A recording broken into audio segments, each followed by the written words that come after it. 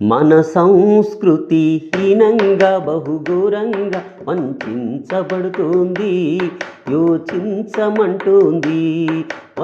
చంపడం, సంపించడం, విడాకులు తీసుకోవడం, అతి త్వరలో భర్త చనిపోవడానికి భార్యలు కూడా కొంతమంది కారణమవుతారు.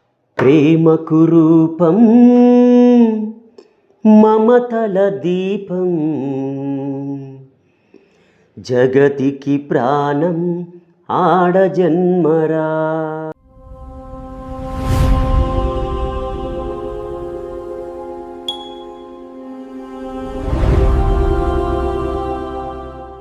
నమస్తే ఫ్రెండ్స్.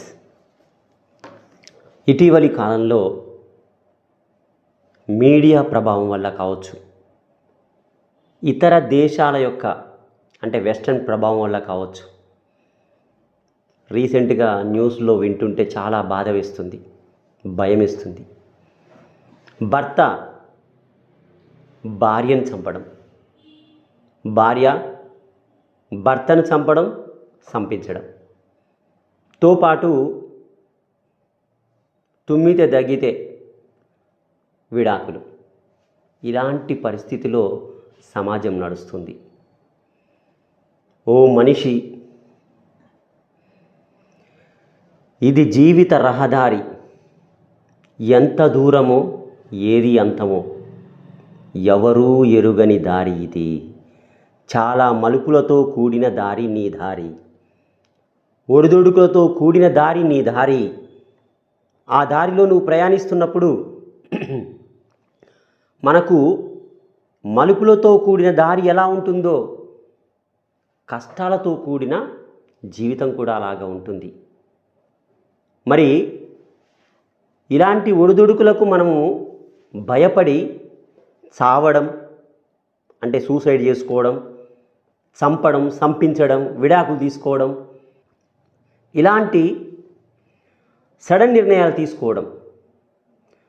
మనిషి పుట్టుకతోటి అన్నీ తెలిసినవాడు కాదు. కాలక్రమేణా చాలా విషయాలు తెలుసుకుంటుంటారు. మనకు రోగం వచ్చింది, ఒక డాక్టర్ని కలిసి ఆ రోగం పోగొట్టుకుంటున్నాం. అలాగే కౌన్సిలింగ్ సెంటర్స్ ఉంటాయి. ఆ నిపుణుల యొక్క సలహాలతోటి సరిచేసుకోవాలి. సమస్య మీద మనం గెలవాలి. కానీ భార్య భర్త మీద ఎట్లా గెలవాలి, భర్త భార్య మీద ఎట్లా గెలవాలి అని ఆలోచిస్తున్నారే కానీ సమస్య మీద వాళ్ళు ఎట్లా గెలవాలని చూడట్లే. కక్షలో బతుకుతున్నారు. పెళ్ళి అప్పుడు ఎంతమంది ఆశీర్వదించారండి హార్ట్ఫుల్గా. అమ్మాయి తల్లిదండ్రులు వాళ్ళ స్థాయికి మించి అప్పు చేసి ఎన్నో కలలు గని వాళ్ళు దీవించారండి. ఎంతోమంది పెద్దలు దీవించారు.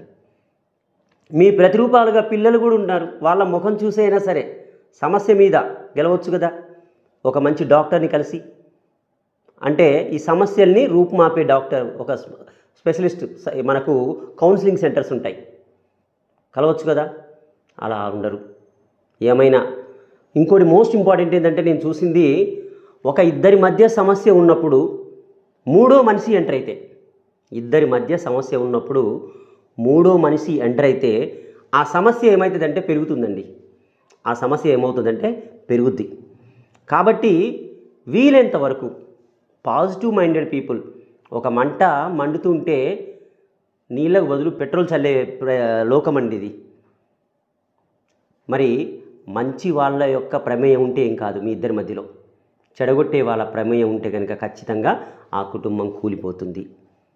కాబట్టి ఫ్రెండ్స్, ఎట్టి పరిస్థితుల్లో థర్డ్ పర్సన్కి అవకాశం ఇవ్వకండి.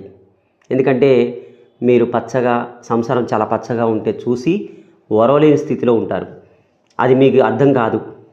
ఎందుకంటే అది మొత్తం సినిమా అయిపోయాక విలనవాడు అనే విషయం తెలుస్తుంది. అప్పుడు తెలిసినా కూడా మనం జీవితంలో ఏం సరి చేసుకోలేము. కాబట్టి ఫ్రెండ్స్, ఎట్టి పరిస్థితుల్లో మీ ప్రయాణంలో మొదటగా నువ్వు పుట్టినప్పుడు ఫస్ట్ మీ అమ్మ నాన్న మీ పక్కన ఉంటారు. ఒక 21 years రాగానే మగవాడికి అయితే ఒక అమ్మాయిని, అమ్మాయి అయితే 18 సంవత్సరాలు రాగానే ఒక అబ్బాయిని జోడీ కల్పిస్తారు. వాళ్ళ ప్రయాణంలో దాదాపు ఒక 50 సంవత్సరాల వరకు ఆ తోడు ఉంటారండి. ఆ ప్రయాణంలో వాళ్ళిద్దరు కలిసి నడుస్తూ ఉంటే ఒక 2-3 పిల్లలు, మళ్ళీ వాళ్ళు ఒక రెక్కలు రాగానే వాళ్ళు లేచిపోతారు. వీళ్ళిద్దరూ కొంచెం ప్రయాణిస్తూ ఎక్కడో అక్కడ కూలిపోతారు. దేవుడు పుట్టించేటప్పుడే టికెట్ ఇచ్చి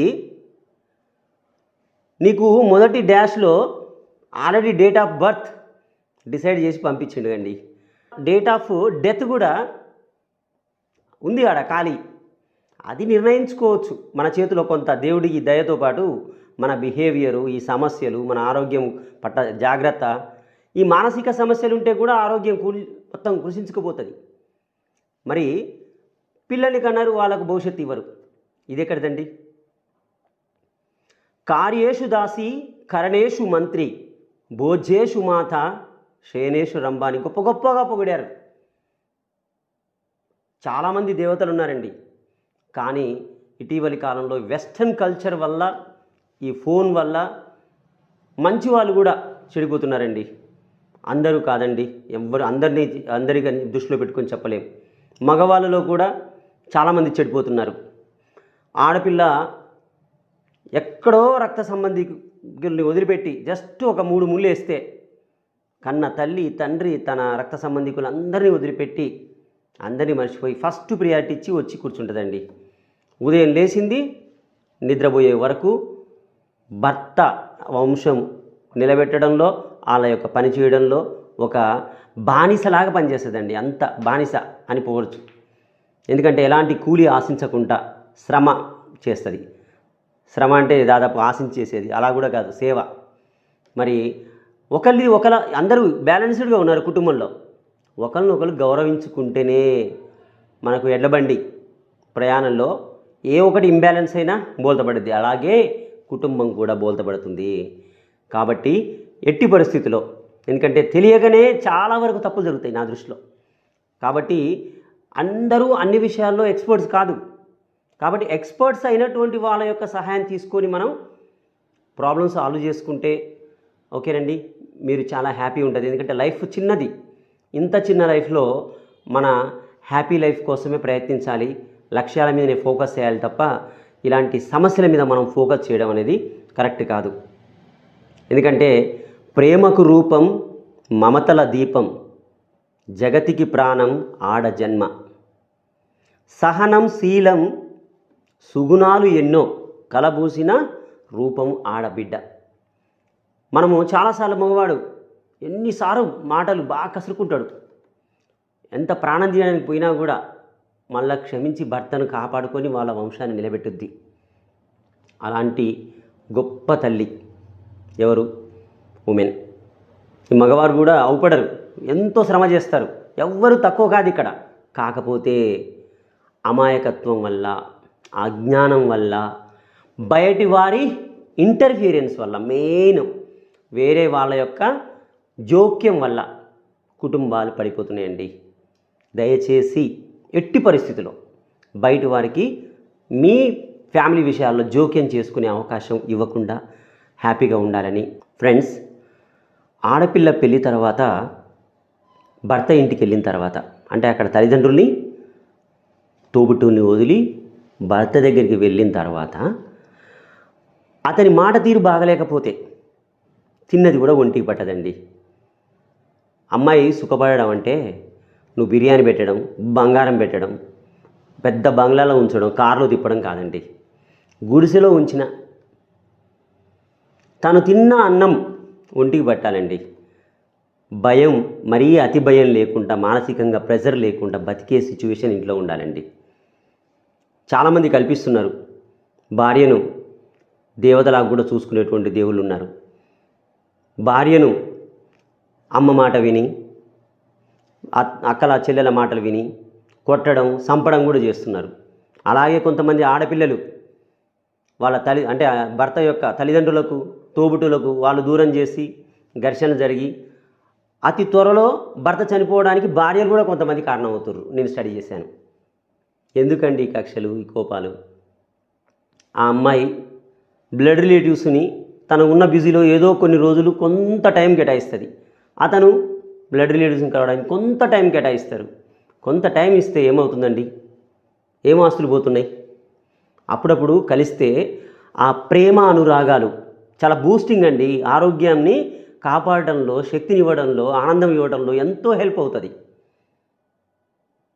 హాస్పిటల్ చుట్టూ తిరగాల్సిన అవసరం లేదు.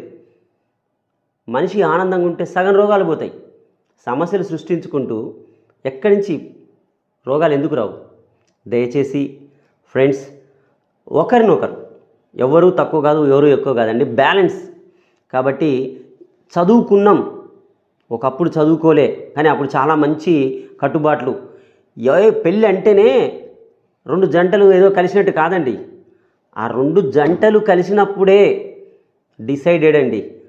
ప్రపంచంలో ఏ పెళ్ళి పోయి చూడండి, పెళ్ళైన జంటని అడగండి, ఖచ్చితంగా గొడవలు అవుతాయి, తిట్టుకుంటారు, కొట్టుకుంటారు.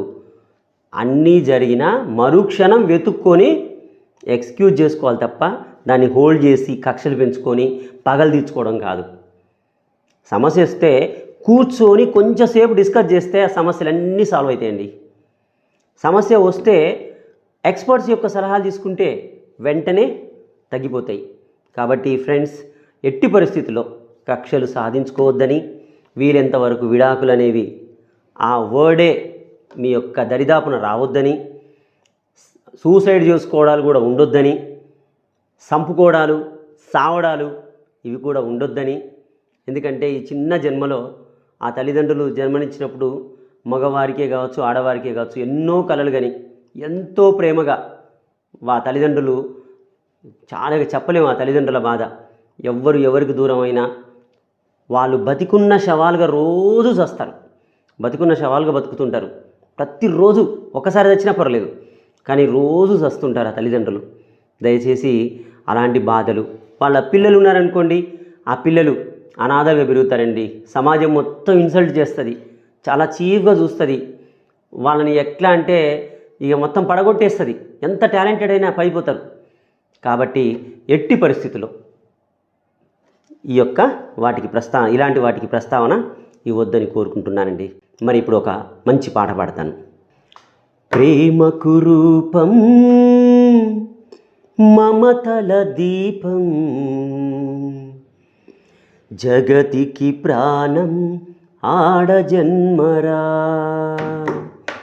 ప్రేమకు రూపం మమతల దీపం, జగతికి ప్రాణం ఆడజన్మరా. సహనం శీలం సుగుణాలెన్నో, కలగలసిన రూపమాడ బిడ్డరా. మాటే కసిరినా కోపం చూపినా, మాటే కసిరినా కోపం చూపినా, బాధను దాచి ప్రేమ పంచుతుందిరా. ప్రేమకు రూపం మమతల దీపం, జగతికి ప్రాణం ఆడజన్మరా. ఆడవాళ్ళు చాలా రోల్ ప్లే చేస్తున్నారు. వాసన చెప్పాలంటే మగవాడు జాబ్ చేసి వస్తాడు అంతేగాని ఆడవాళ్ళు ఒక్కటి కాదండి, వాళ్ళు ఎన్ని పాత్రలు పోషిస్తున్నారు. ఒక శక్తి స్వరూపులు అని చెప్పవచ్చు. మరి ఇప్పుడు సంస్కృతి మొత్తం మారుతుందండి. అందుకే ఒక మంచి పాట కూడా వచ్చింది. మన సంస్కృతి హీనంగా బహుఘోరంగా వంచబడుతుంది, యోచించమంటోంది. మన సంస్కృతి హీనంగా బహుఘోరంగా వంచబడుతుంది, యోచించమంటోంది. వంచబడుతోంది, యోచించమంటోంది. డ్రెస్సులు మొదలు పెడితే ప్రతి ఒక్కటి వెస్ట్రన్ కల్చర్ కొన్నిట్లలో ఉండాలి, కానీ కొన్నిట్లలో ఎంటర్ అయితే కనుక చాలా కష్టం. ఎందుకంటే మన ఈ యొక్క ఫ్యామిలీ సిస్టమ్ అనేది ప్రపంచ దేశాలకు చాలా చాలా రోల్ మోడల్ అనమాట. కొన్ని దేశాలలో ఇద్దరు భార్యాభర్తలు ఉన్నారనుకోండి, వాళ్ళకు పిల్లలు కాగానే వాళ్ళిద్దరి మధ్యలో డైవర్షన్ వచ్చిందనుకోండి, మళ్ళీ ఇది ఏమో పోయి వేరే ఆయన చేసుకుంటుంది, అతను పోయి వేరే ఆమెను చేసుకుంటాడు, మళ్ళీ వాళ్ళ పిల్లలు మళ్ళీ వేరే వాళ్ళు కలిసి, ఇంత చండాలంగా ఉంటుంది అక్కడ కల్చర్. మళ్ళీ ఒక ఏజ్ వచ్చిన తర్వాత పిల్లల గురించి పట్టించుకోరు. ఇక్కడ చూడండి, అమ్మ ముసలిదైనా తన పిల్లలు ఓల్డ్ ఏజ్కి వచ్చినా కూడా చిన్నపిల్లలాగా చూసుకుంటూ ఉంటుంది, కలిసి ఉంటారు, మంచి జాయింట్ ఫ్యామిలీ సిస్టమ్ ఉండే, ఆల్రెడీ పోయింది, మనకి ఇప్పుడు చిన్న కుటుంబాలు వచ్చేసినాయి. ఏదేమైనా సరే కొంచెం దైవిక స్వరూపం, దైవిక గుణాలు ఉంటే కనుక సమస్యలు ఎక్కువగా రావండి. ఓకే, ఫైనల్గా ఒక ఎగ్జాంపుల్ తోటి నేను క్లోజ్ చేసేస్తానండి. హక్కులు విధులు, రైట్స్ డ్యూటీస్ అనేవి ఉంటాయండి ప్రతి వ్యక్తికి. భార్య భర్త, భార్యకు భర్తకు ఇద్దరికి కూడా హక్కులు విధులు ఉంటాయండి. భార్య తనకు హక్కుల గురించి ఆలోచిస్తుంది, విధుల గురించి ఇగ్నోర్ చేస్తుంది. ఎలా? ఎగ్జాంపుల్ చూడండి. భర్త తల్లిదండ్రులు రాగానే, మోస్ట్ ఇంపార్టెంట్, భర్త తల్లిదండ్రులు రాగానే భార్య తన డ్యూటీ ఏంటిది? రెస్పెక్ట్ చేయడం. అది ఇగ్నోర్ చేస్తుందండి. కానీ తన తల్లిదండ్రులు రాగానే భర్తతోటి ఏం చేస్తుంది? సకల మర్యాదలు అన్నీ చేపిస్తుంది. అంటే హక్కులు అనుభవిస్తుంది, విధిని ఇగ్నోర్ చేస్తుంది. విధి ఏంటిది? తన తల్లిదండ్రులలాగా భర్త యొక్క తల్లిదండ్రులు కూడా గౌరవించాలి అనేది చేయట్లేదు. అట్లాగే కొన్ని ఫ్యామిలీస్లో మగవాళ్ళు కూడా, మగవాళ్ళ తల్లిదండ్రులు రాగానే సేమ్ ఈమె ఎంత సేవ చేయాలి, కానీ వీళ్ళ తల్లిదండ్రులు వచ్చినప్పుడు వాళ్ళను నెగ్లెక్ట్ చేయడం, చుట్టాలు వచ్చినప్పుడు నెగ్లెక్ట్ చేయడం. కాబట్టి ఇక్కడ మోస్ట్ ఇంపార్టెంట్ ఏంటంటే రెస్పెక్ట్. ఎవరిని అంటే ఇద్దరిని ఒకరు రెస్పెక్ట్ చేసుకోవాలి. హక్కులు నీకు ఎంత ముఖ్యమో విధి కూడా అంతే ముఖ్యం. కాబట్టి నీవు రెస్పెక్ట్ ఇచ్చి ఒకరికొకరు హ్యాపీగా ఈ యొక్క జీవిత ప్రయాణంలో హ్యాపీగా సాగాలని, మన పెళ్ళి అయిన తర్వాత, పెళ్ళి అంటేనే కష్ట సుఖాలతో కూడినటువంటి జీవిత ప్రయాణం. ఎప్పటిదాకా మీ ప్రయాణం సాగుద్దో తెలియని ప్రయాణం. కాబట్టి ఉన్న రోజులు హ్యాపీగా ఉండాలని కోరుకుంటూ విన్నందుకు కృతజ్ఞతలు. Thank you friends. నమస్కారం.